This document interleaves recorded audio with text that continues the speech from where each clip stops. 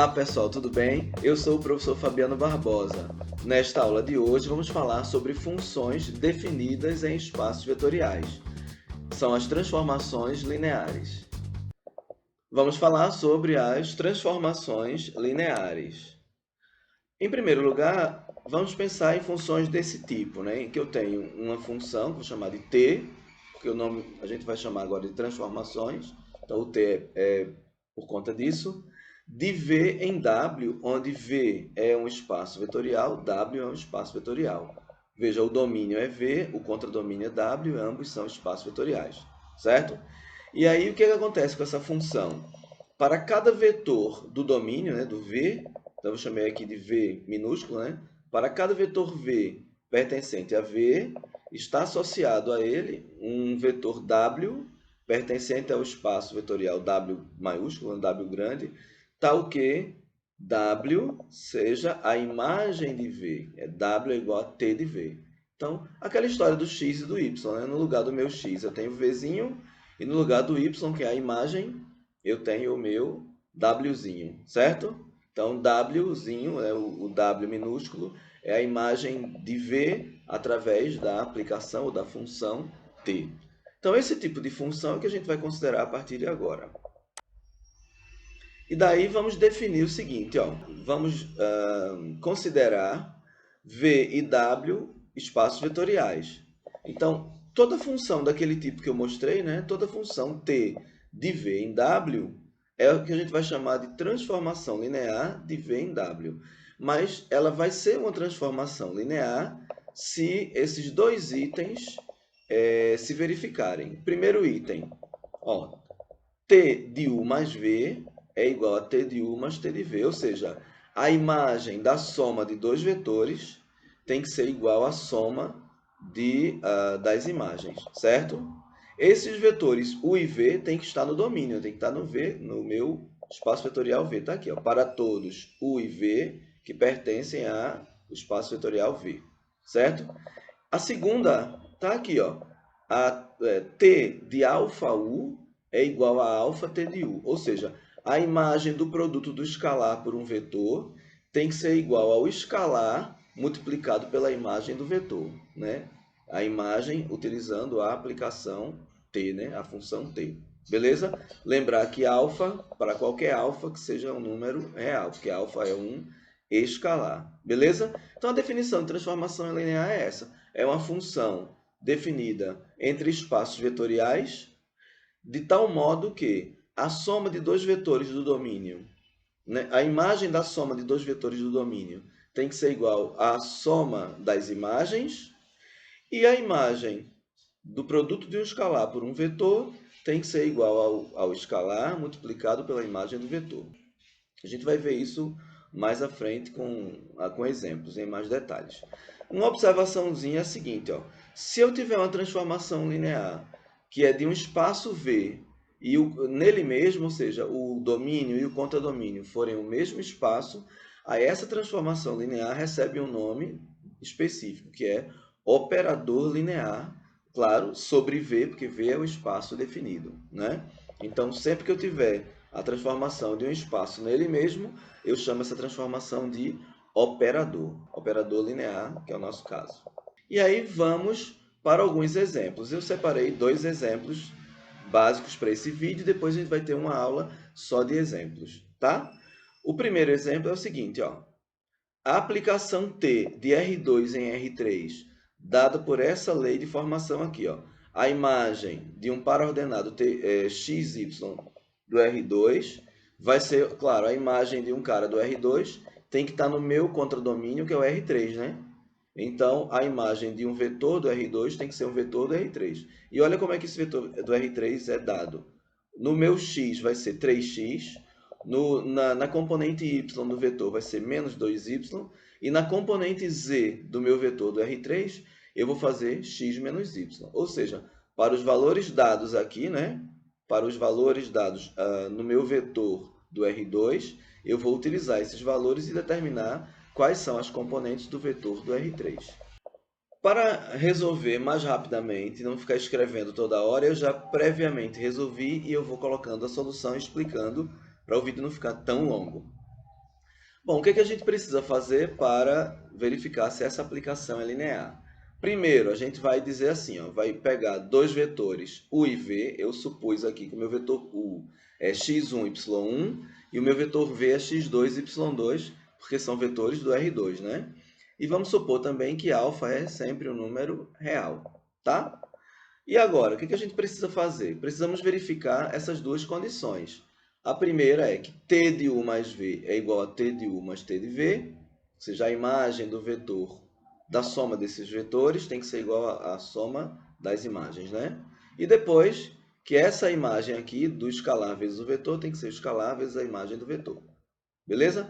Vamos fazer a parte 1 primeiro. Então vamos abrir aqui. O que eu fiz? Ó?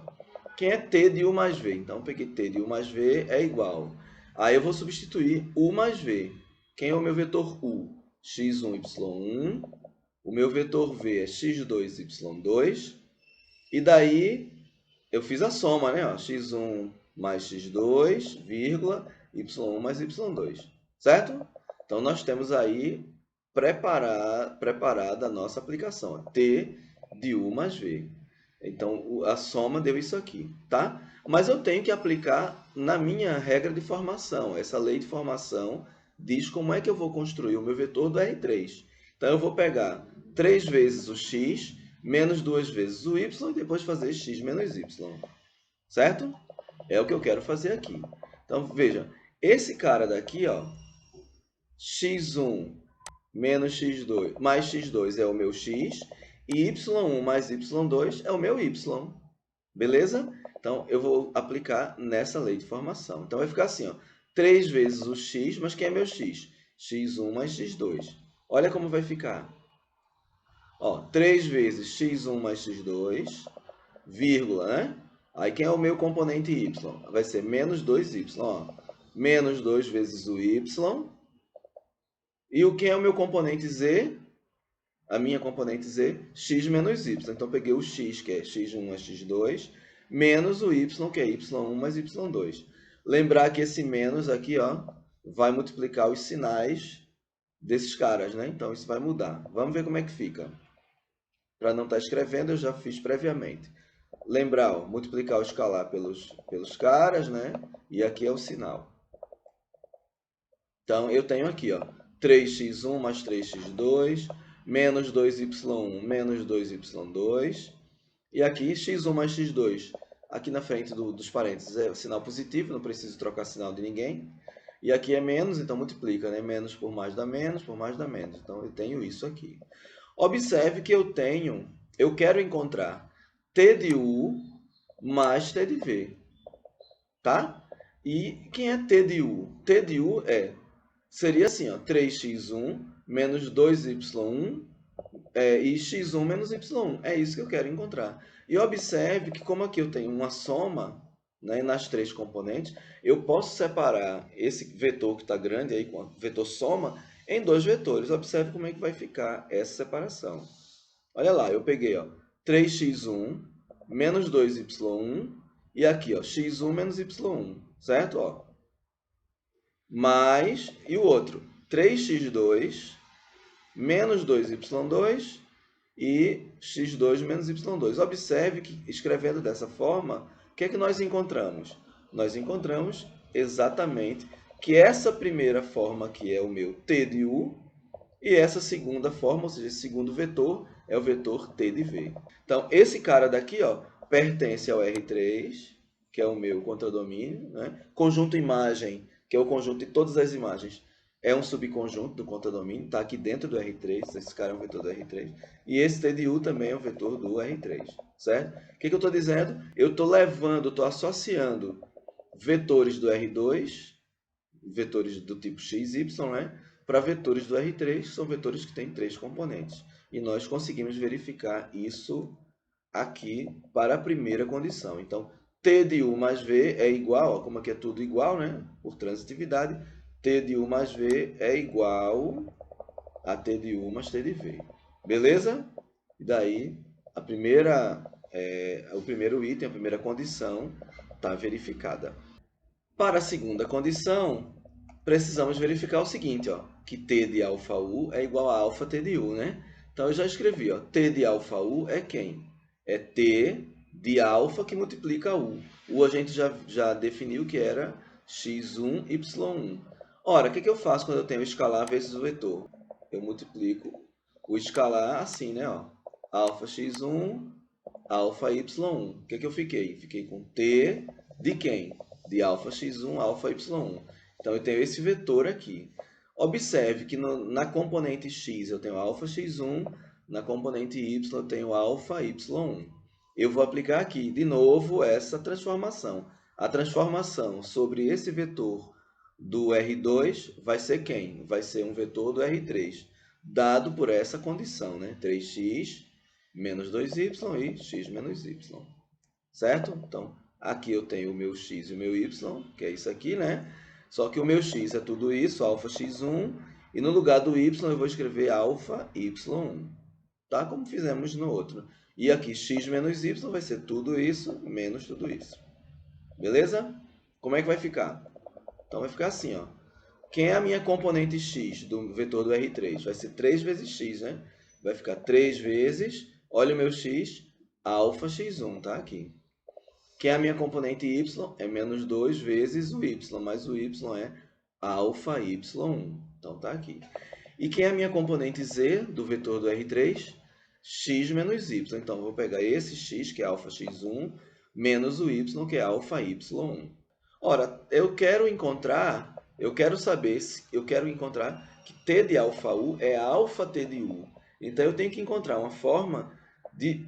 Veja que eu tenho alfa em cada uma das componentes. É como se eu tivesse multiplicado o alfa dentro desse vetor do R3. Então eu quero retirar esse cara, tá bom? O que vamos fazer? Observe que eu tenho alfa aqui e aqui, ó. Ele é um fator comum. Então, na componente z, eu posso colocar esse alfa em evidência, tá? Aqui eu já tenho alfa multiplicando, aqui tem alfa multiplicando. Então, não tem problema nenhum. Vamos lá. O que eu fiz? Ó? Aqui eu mantive. Só fiz colocar o alfa para frente, para a gente perceber, né, que eu posso... Se eu tivesse o alfa fora e multiplicasse, ele poderia estar aqui no lugar que já está, ou na frente. Eu resolvi colocar na frente para a gente perceber, para destacar realmente que eu tenho um alfa que multiplicou por 3x1. Aqui é a mesma coisa, eu coloquei o alfa aqui na frente, e esse eu pus o alfa em evidência.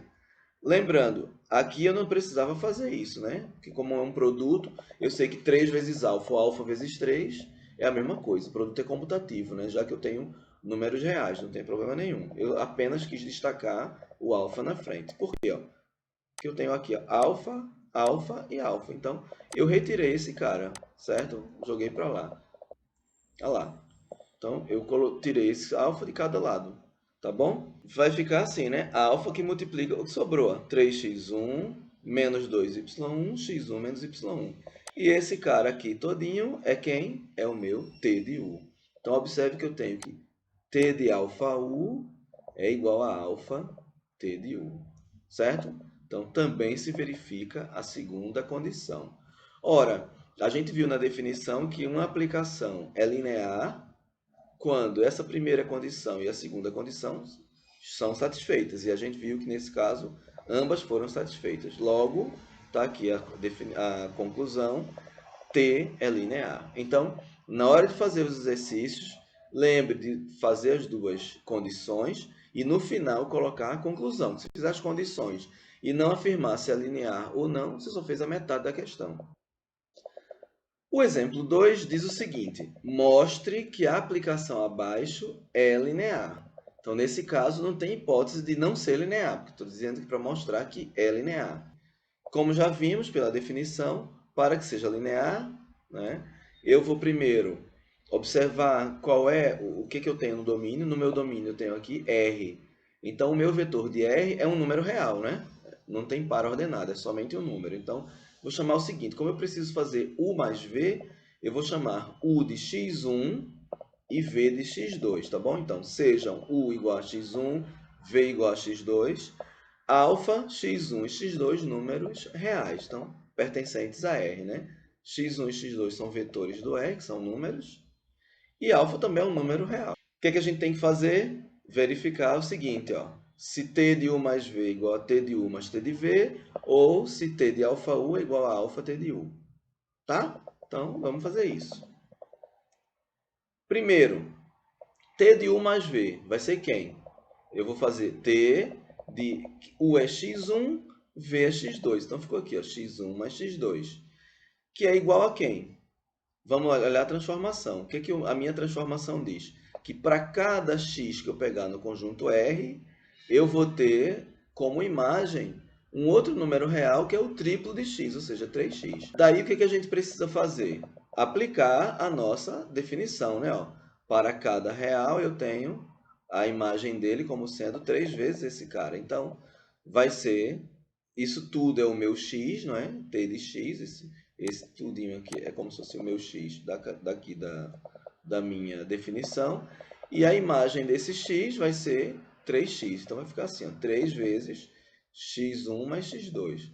Ora, e quanto é que isso dá? Isso vai dar 3 vezes x1 mais 3 vezes x2. Beleza? Observe que eu tenho aqui uma soma.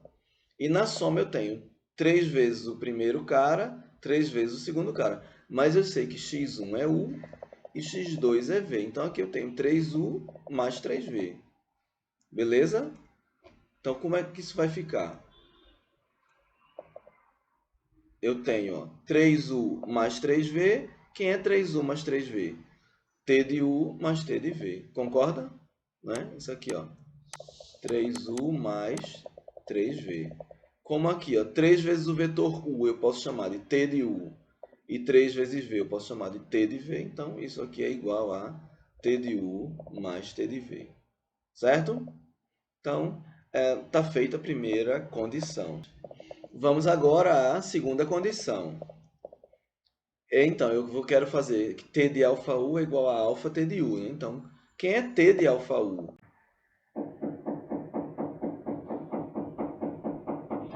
Isso é uma. Voltando, T de alfa u é igual a alfa T de u. Quem é T de alfa u? T de alfa u é T de alfa que multiplica x1, porque o meu u é x1, né? Já tenho aqui. Ora, como eu já tenho esse cara, esse aqui é como se fosse o meu x, né? Mesma coisa. Esse é o meu x aqui da transformação. A transformação sobre esse x vai me dar o triplo do x, né? Vai dar 3 vezes x. Logo, isso aqui vai ser igual a 3 vezes, ó, quem é a transformação sobre esse cara? 3 vezes o cara, 3 vezes alfa 1. Mas veja, eu só tenho aqui números reais, ó, 3 vezes alfa vezes x1. E eu sei que o produto de números reais é comutativo, eu posso inverter a ordem aí. Isso vai ficar o seguinte, ó, vai ficar, no lugar de 3 alfa 1, eu escrevo que é igual a alfa 3x1, né? Ora, o que é alfa 3x1? É alfa que multiplica esse cara. Quem é 3x1? 3x1 é t de x1, concorda? Ou seja, t de u. Então, isso aqui é igual a alfa t de u, beleza? Esse 3x1 aqui é t de u. Eu poderia escrever isso aqui da seguinte forma, dizer que t de u é igual a 3 vezes u, né? Dizendo que eu pego um vetor u que está em R e a imagem dele, T de u, é um cara que também está em R, mas ele é dado por 3 vezes u. Beleza? Eu também poderia escrever isso dessa forma, né? Tá? Então, é isso que eu tenho, ó, alfa T de u. Como a primeira condição e a segunda condição foram verificadas, a gente provou que a minha aplicação, né, a minha transformação é linear. Logo, a gente pode concluir dizendo que T é linear. Só para a gente concluir esse segundo exemplo, eu tinha uma observação a fazer. Né? Tinha não, tenho uma observação a fazer. É a seguinte, observe que para cada x, eu encontrando a imagem como 3x, por exemplo, eu tenho aqui, ó, se x for 0, 3 vezes 0 é 0, a imagem é 0. Então, isso vai me dar o par 0, 0, né? Se x for 1, a imagem dele é 3. Observe que eu tenho uma reta. Isso é uma reta que passa pela origem. Então, essa transformação linear é uma reta que passa pela origem. O que é que eu quero chamar a atenção? Eu quero chamar a atenção para o fato de que uma transformação linear tem esse cara, tem a origem. Então, essa é uma condição necessária para que uma transformação seja linear, mas ela não é suficiente. Essa observação a que eu me referi no exemplo é a primeira. Ó, eu trouxe 3 observações. A primeira, em toda aplicação linear, a imagem do vetor nulo de V é o vetor nulo de W, ou seja, t de 0 é igual a 0. Tá? Então, se a aplicação for linear, a imagem do vetor nulo do domínio tem que ser o vetor nulo lá no contradomínio. Aí a observação 2 é interessante. Ela diz que a recíproca não é verdadeira. Porque a gente vai ver que nem toda vez que a imagem do vetor nulo é o vetor nulo, a aplicação será linear. Observe que tem um sentido aqui. Eu estou dizendo, ó, toda aplicação linear, se a aplicação é linear, então a imagem do vetor nulo do domínio é o vetor nulo do contradomínio. Agora, olha o sentido contrário. Se a imagem do vetor nulo do contradomínio, se a imagem do vetor nulo do domínio for o vetor nulo do contradomínio, então a aplicação é linear. Isso é falso, tá? Essa recíproca não é verdadeira, tá bom? Então tá aqui, ó. A recíproca de I não é verdadeira, pois nem toda aplicação em que a imagem do vetor nulo é o vetor nulo é linear. Na próxima aula a gente vai ver aqui alguns exemplos e eu vou destacar também essa condição aí, tá bom? E o exemplo, a observação número 3 é muito interessante, porque ó, diz o seguinte: se a imagem do vetor nulo do domínio não for o vetor nulo lá do contradomínio, então essa aplicação não é linear. Então essa minha observação número 3, de certa forma, é um teste para a gente verificar, antes de fazer as duas condições, né? Fazer a T de U mais V e antes de fazer o T de alfa U, certo? Antes de fazer essas duas aí, a gente verifica logo se lá vai ter o vetor nulo. Porque se não tiver, a gente nem testa, a gente já diz logo, ó, a aplicação não é linear, a minha transformação não é linear, porque a imagem do vetor nulo do domínio não é o vetor nulo no contradomínio. Vai dar alguma coisa diferente do vetor nulo, beleza? Então, se eu tiver o par ordenado no domínio e o outro cara for o R3, então eu teria que ter assim, ó, que o T de 0, 0 tinha que dar 0, 0, 0, que é a terna, que é o vetor nulo, né? Mas podia ser que eu pegasse o T de 0, 0 e desse um outro vetor qualquer que não fosse o vetor nulo do R3. Então, essa aplicação não seria linear, não precisaria nem testar. Então, é importante essa observação, porque pode economizar tempo nosso na hora de resolver exercícios. As referências usadas foram o Steinbruch, que é o livro que eu uso como base, e o livro do Anton Howard, tá bom? Então, consultem a bibliografia e façam os exemplos que estão lá indicados. Chegamos ao fim, e se você gostou dessa aula, deixa um likezinho. Se você não é inscrito no canal e tem interesse em receber conteúdos que eu gravo de álgebra linear ou de outros conteúdos, se inscreve no canal. Se tiver alguma dúvida, deixa nos comentários. E se você é aluno meu, estuda comigo, então vai lá no nosso ambiente virtual de aprendizagem, coloca lá as dúvidas no fórum que eu respondo, e os colegas também respondem. E não esqueça de participar das atividades de monitoria. Espero vocês no próximo. Tchau, tchau.